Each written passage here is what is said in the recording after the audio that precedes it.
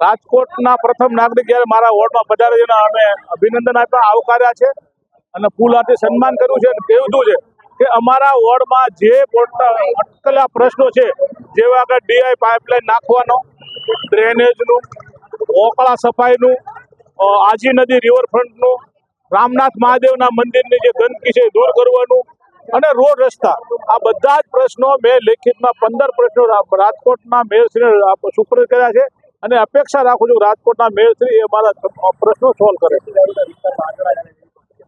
ભાજપના એક કાર્યકરે ઊભા થઈ અને રાજકોટના મેયરને પ્રશ્ન કર્યો છે કે અમારા વોર્ડમાં દારૂ પુષ્કળ વેચાય છે અને હપ્તા જો તમારા ભાજપ સુધી પહોંચતા હોય તો જ બંધ ન થાય, નહીંતર થવા જોઈએ, પણ એ થતા નથી.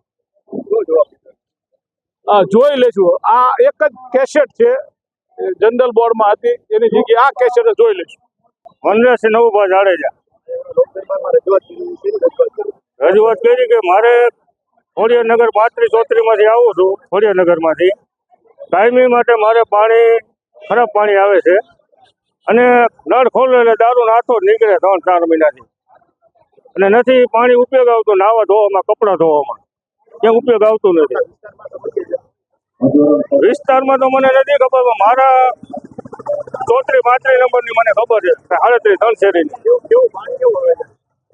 એકદમ ડોરું અને દારૂની વાઇસ આવે એમાં.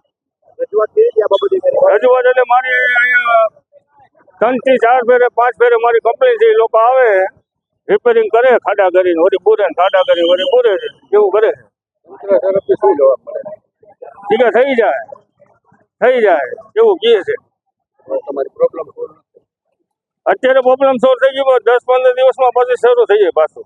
અને લાઈન બધી રહી હળી ગઈ છે, નવી લાઈન નાખવાની જરૂર છે.